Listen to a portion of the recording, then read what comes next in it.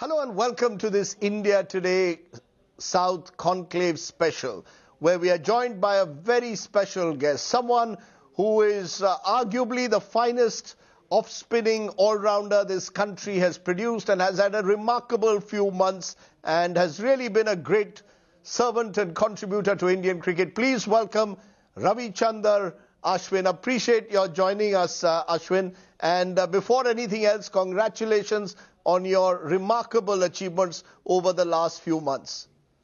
Thank you. Thank you so much, sir. I'm totally humbled by you. And it is good to see someone addressing me Ashwin rather than using the whole name of Ashwin, Ravi and Ravi Ashwin and all that. Nice to know that you're addressing me properly. Okay, so that's the proper way to address Ashwin, as Ashwin. But, you know, I just want to go back in time to the last few months. From that day when we were bowled out for 36 to then qualifying for the World Test Championships, it's been a remarkable journey and you've been a central figure in that. Is this been the best 3 months in terms of not just your achievements, but what the team has done? I'm actually sort of blank to say if this would be the best phase or the best phase the team has gone through, or even myself for that matter. What's happened in the last few months has been truly remarkable. And for me to put a finger and even reflect upon those few months is scary, to say the least, because I'm not able to imagine the kind of impact it's had on people, the magnitude or the gravity of whatever has happened, that it's yet taking me some time for it to sink in. I'm totally humbled and totally blessed to have gone through such a phase in my career, and a phase I believe I play with some of the greatest cricketers that India has seen on vision, and they play alongside me, the Virat Kohlis, the Pujaras, and the Ajinkya Rahanes, and whoever. I mean, Jasprit Bumrah. I can keep going on, Ravindra Jadejas. And sometimes when you play with stars like that, and you're achieving something fantastic, you don't recognize the magnitude of it. And I'm thankful for the fact that this COVID break has given me that sort of balance to understand who I'm playing with and recognize those wonderful moments. And I would like to just cherish those moments. And I'm totally, so to say, happy for giving such wonderful moments for all people and fans that have been watching the game. What to you was the turning point? You know, from 36 all out, all of us depressed, people sort of, you know, with jokes and memes about our performance at Adelaide, to eventually beating the Australians in Australia, no easy feat, and then winning against England after losing the first test and now qualifying for the World Test Championship. Was there a turning point, a moment that you think changed India's fortunes? It's very difficult to put a finger on one particular moment and talk about it, but we realized that this could just be one of those outlying matches that we have played in our careers. You play so many games together and you realize that this could be one of those occasions where you can actually brush it aside. Many of the times when we have lost games in the past, we've come out and said that, these things happen in the game, or one or two reasons here and there to find out why we lost the game. But this was genuinely, if you look at the context of where the test series or where cricket is being played, so many uncontrollables in that particular defeat. We were playing pink ball test and it was a second test match. We had won 6 sessions in the game, starting from day 1 to about day 3 morning, where we were bowled out for 36. It doesn't happen very often that you win so many sessions in a test match and get bowled out for such a paltry score, and then you end up losing the test match. So we had to recognize, not really to give reasons to ourselves to say why it could have been different, but also to be really rational and pragmatic and say this was probably one of those occasions where we need to really brush it under the carpet, because it gave people outside the opportunity to throw stones, but sometimes people from the outside can only throw as much as stones and not really give you a valuable feedback or an assessment of what's happened. On the inside, we can be our harshest critic, and even for the harshest critic that I am, I couldn't find a lot of reasons to be disappointed after that first test, and that sort of balance and equilibrium really tilted the things in our favor. You know, in what you're saying, I think I sense what from the outside we feel is the reason for the success of this team, this self-belief. You know, the belief that you can, there will be minor blips, but you will overcome adversity. Where does this self-belief come from? You've been in Indian cricket for more than a decade. Uh, is this something that has been growing, that has grown over time in the team, or do you believe again that there is a new generation of Indian cricketers who are far more fearless, who perhaps instill this self-belief? Look, I think I'll just put a disclaimer before I go about this point. It can be a very, very fine point, and maybe it could be lost in translation because my native language is not English. But I would like to make this point. After the first test, a lot of people, when they were talking about or passing comments about the game, were talking about one particular fact, which I think was huge at that point of time. Even as a player, I thought about it. We were going to miss our number 4 and the talisman of our country, Virat Kohli, for the next test. Imagine the gravity of the situation where you lost a test match by miles, getting bowled out for 36, and you're losing your premier batsman and captain for the next test. But what was very interesting, I would say, was the number of people that were talking about how that particular departure of Virat Kohli from that team environment would completely collapse the team. They were talking about Virat leaving, and hence this team had no chance, a 4-0 whitewash, etc., etc. A lot of things were being spoken about. I read a few of them after the Melbourne victory because I saved it up so that I should read it later and not give too much thought to negativity. But it was interesting because when you look at that dressing room, the kind of results that team has achieved in the last decade or so is not ordinary. And we have people who played 70, 60, and 80 test matches sitting inside the dressing room, having won a lot of matches on their own, and still having to deal with people talking as if the team literally didn't exist beyond that first test. It was hurtful to a point, and I think that hurt was channelized beautifully by the team, both internally and externally. And I thought that's what came out. Saying we have been quietly confident, we have been self-confident, but maybe the people haven't taken notice to it. And it's about time we put in performances that make people stand up and take notice of who we've been over the years. Interesting the way you're putting it again, because I guess we as a country or a cricket country have been a victim of the superstar culture. And so when the superstar, terrific cricketer as he is, Virat Kohli, sort of leaves the team, there's a sense the team will collapse, forgetting that cricket is played by 11 players.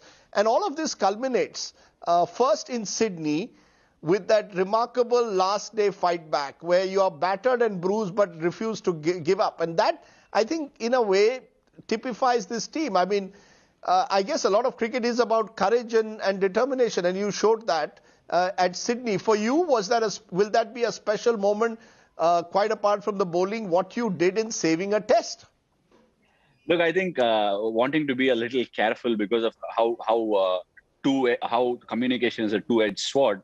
I would like to dwell on Virat Kohli a little bit here because it can easily be skewed. I think Virat, being the superstar that he is, can drive a lot of news in his direction and counter, and sometimes very productively. And in this occasion, when we were bowled out and when he was about to leave, make no mistake, I was sitting inside my room and thinking, oh my God, we were bowled out and Virat has been our linchpin and he is leaving. We all felt that.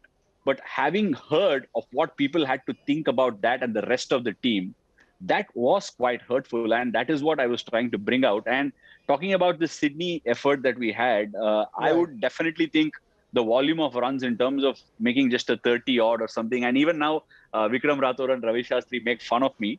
One guy with a broken back and one guy with a torn hamstring. And still you were looking to make 50 towards the end of the mandatory overs. They keep pulling my legs even now, which wasn't the case. But funnily enough, I remember an anecdote when we were sitting. I'm sorry to say this. I was standing outside for the entire day, not being able to sit. And Vikram, analyst, and one of the other coaches and another player, we were having a chat. And I was telling him, funnily enough, the way Rishabh and Puji were going, that who knows, every time I played a test match in Sydney, I have not gone back without a 50. So maybe I will get the winning runs today. And Vikram was in a very sly way saying, I know your runs are coming, but do you really think with that back that you have, you can pull it off? And it was a very sly remark, an unintended remark, but what ensued, the tunnel vision that I had to undergo over the next 2-3 hours, I'm not sure I've ever felt that sort of a zone in my life ever before. And I'm not sure I'll face it ever again. It was one freakish day that I had, and my headspace, my eyes, I didn't see anything but the ball. It was incredible. You know, because I read a lovely article that your wife wrote about how you had to go through this back injury, you could barely move, and then there you are at Sydney facing this hostile attack, and you sort of saved the match. I mean, it must take something. Where does that come from? You know, the one thing from the outside watching you play all these years is this, you seem to be transformed once you are on the cricket field. You know, there's a bit of Anil Kumble, if I were to use an example in you. You know, I will not give up. That's been your attitude, hasn't it? Look, I have to go back to my early days of upbringing when I played cricket near on the roads in the gullies of Chennai. When I started playing cricket here, I'm the sort of person who never took a loss very well. I'm sort of very gracious with a loss, but I'm so serious about it that I used to plan about winning gully games of cricket and underarms, overarms, or tennis ball cricket on the gully grounds or whatever it is. And people always got, they got thrown back by the side of aggressiveness that I had.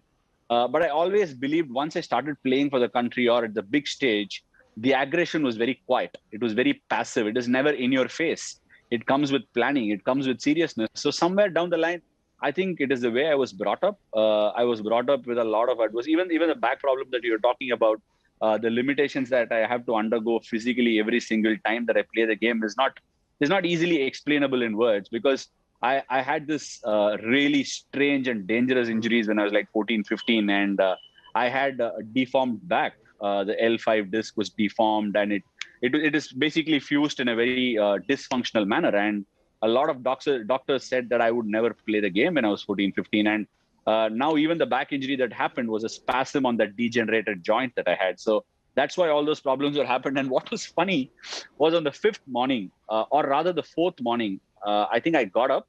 I couldn't get up, and I was literally yelling from the room for my wife and my kids to come over. And they gave me a hand. I got up, and my wife's first question was, "Are you going to go to play today?" And as soon as I had a shower and all that, and I stepped out onto the ground, she said, "Are you going to bowl?" I said, "I never know. I'll have to go to the ground." I ended up bowling those overs after I had taken some really high painkillers, and the effect of it was wearing off on the fourth night. On fifth morning, you won't believe it, I yelled, and my wife didn't come because the children had obviously given her a big night. And I crawled on the road. Crawled all the way to the door, opened the door, and called the physio. And the physio came, and he picked me up and he put me in the shower and then gave me a painkiller. And then the kids and the wife arrived, and they asked me, "Are you going to bat with this? Are you crazy?" And it was as when I read the tweets after the game, I was like quietly smiling, saying I could totally get her, because for someone who watched me do that in the morning to see what I was pulling off later in the day, she was basically, I think somewhere inside her on a very, very funny note, she thought maybe I was acting in the morning to get some attention. But one of those totally freakish games I've played. And like I said, I think it's somewhere down there for all the hard work I put in, for all the hardships I've had to endure. I think it was totally gratifying that day. Are there any goals now? Once you've climbed this Everest of 400 wickets, you've defeated Australia in Australia, there's the World Test Championship in a few months. Is there a specific goal and ambition unfulfilled? Do you want to get back to white ball cricket for India? Is there some targets you've now set yourself? Look, a lot of times people tell these lines on leadership forums and dialogue. I mean, several motivational quotes where they say you need to compete with yourself. But I definitely believe I have found a balance and learned in life about how I must be competing with myself and be at complete peace when I compete with myself. Because when some of these articles and questions get asked about my ODI return or T20 return, or what is your ambition, are your white ball dreams still there, and all these things, I find those questions are really laughable at, because I'm totally at peace and extremely happy with the kind of cricket and life I'm leading right now, that given an opportunity anywhere, I would make a game-breaking performance, which I am almost certain about, because of the kind of space I find myself in. So what questions people have to ask, what opinions people have, I'm not worried about at all. As of now, every single day that I play the game out there on the park, I want to leave a smile on everybody's face, and myself most importantly. And in all of this, you got 100 on your hometown. That must have been special for a Chennai boy to score 100 in Chennai. I've got a video clipping that somebody sent me for about 17, 18 seconds where people go Ashwin, Ashwin and all that. And I've been in that very same stand, very same crowd where I went Sachin, Sachin and all that. And for me, the moment I saw that clipping, I started tearing up. I'm not a man of massive emotions or tearing up in my life, but that was incredible. And amidst that crowd, my wife was sitting and she teared up as well. And for me, it was like, I sent the video across and I asked her, why the hell are you tearing up? And she was like, I don't know why I'm doing it, but I felt incredibly happy when you made that 100. You got all these wickets. You had some good performances. Yes, Sydney was amazing, but somehow this 100 in front of Chennai where the crowd rose up, I couldn't really keep my emotions up. And I think my father also, who's not known for a lot of emotions, also teared up. I don't have a video to prove it, but he did. You know, we were all incredibly happy for you. My final question to you, in all of the achievements that you've had, the 400 wickets, the centuries you've scored, what you've meant to Indian cricket over a decade and more, I have only one complaint. When are you going to learn DRS? When are you going to say, look, maybe the batsman is not out? It almost seems that when Ashwin hits the batsman on the pad, you're convinced he's LBW. Are you ever going to sort of get master DRS? Look, I think this is again a clarity I can get to do on air. I think we need to change the lens with which people are looking at me for the DRS. Sometimes what people are telling us might not be true because before this series against England, my DRS was extremely good because when you take DRS, you need to rely on the keeper's resources because I ask valid questions in terms of saying, I know whether the ball is struck in line or not, but with respect to the line from the angle that I'm bowling and the bounce, the keeper really needs to help. And Rishabh is actually letting me down on a lot of occasions. I took him aside and I said, we need to sit together on a crash course with DRS because Ravi Bhai has a few complaints with me going for DRS. So honestly, yeah, if there is one improvement I would like to make is go for better DRS in the future series. I will hold myself in check. And also we've been playing on red soil pitches after a long time. So it makes a big difference, I think. Ashwin, you not only played the game with a smile, but you brought a smile to millions of Indians with your performances over the last few months, as has the entire Indian team. It's been a very special period in Indian cricket. I hope you win the World Test Championship and plenty more. But just thank you for the memories. It's been a joy watching you play the game over the last few months. And as I said, and I tweeted about it, if there was an all-India all-time 11, and I don't like comparing generations, you would certainly figure in an all-time Indian team as the off-spinning all-rounder. I'm totally humbled. Thank you so much, sir. And I do believe, comparing across generations is the worst thing that we can do because without an Erapalli Prasanna, there wouldn't have been a Harbhajan Singh. Without a Harbhajan Singh, there will not be an Ashwin. And make no mistake, there is another person born somewhere who will come and be beyond me or better than me or probably even more excellent than me, because that's just the way human civilization is. And we need to embrace it and not want to hold on to our legacy forever because nothing is forever. Thank you so much again. What a wonderful answer you've given there, Ashwin. And I wish you, your family and everyone around you to stay healthy, stay well. Cricket is a baton relay. You've taken the baton from the Prasanna era, Harbhajan era to the Ashwin era. Who knows who's next, but you have given the next generation plenty to look forward to or look up to. Thank you very much, Ashwin, for joining me on this very special conversation. Thank you so much. Hello everyone, this is Rahul Kamal here. Hope you enjoyed this video. For the latest news and analysis, like and subscribe the India Today YouTube channel and don't forget to press the bell icon to stay updated.